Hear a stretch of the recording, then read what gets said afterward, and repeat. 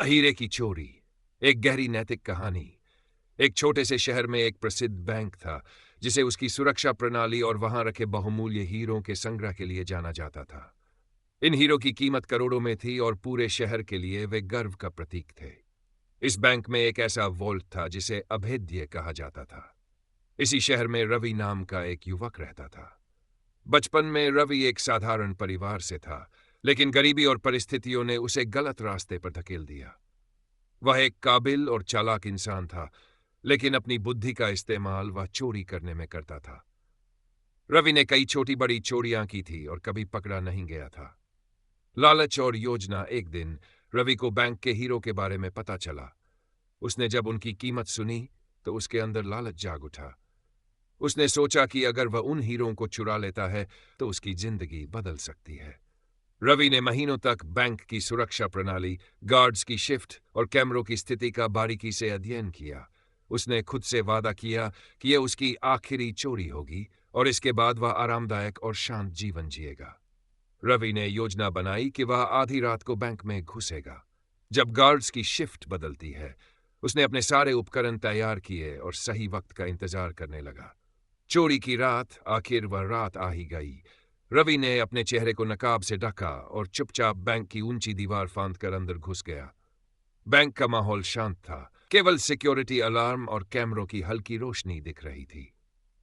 रवि ने बड़ी सावधानी से सुरक्षा कैमरों से बचते हुए वॉल्ट तक का रास्ता तय किया। वॉल्ट के सामने पहुंचते ही उसने अपने उपकरणों से ताले खोलने की कोशिश शुरू की। ताले काफी मजबूत थे, लेकिन रवि की चतुराई ने आखिरकार उसे सफलता दिलाई। वॉल्ट खुलते ही उसकी आंखें चमक उठीं। वहां हीरो के चमचमाते टुकड़े रखे थे। वह जल्दी से हीरे अपने थैले में भरने लगा। गुनाह का बोझ। जैसे ही उसने हीरे चुराए और बाहर निकलने की कोशिश की, गलती से उसकी कोहनी अलार्म से टकरा गई। अलार्म की तेज आवाज पूरे बैंक में गूंजने लगी।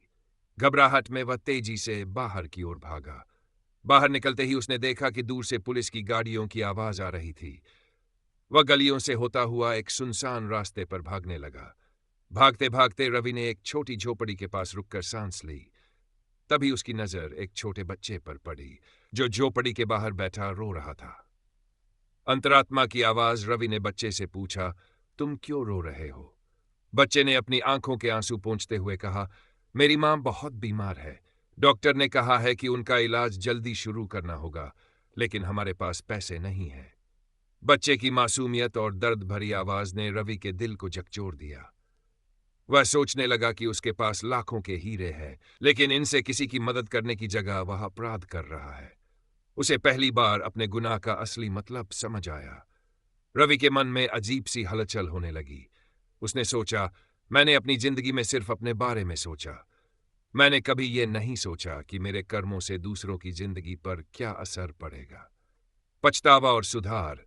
रवि ने उस रात ही तय किया कि वह अपनी गलतियों को सुधारने का प्रयास करेगा।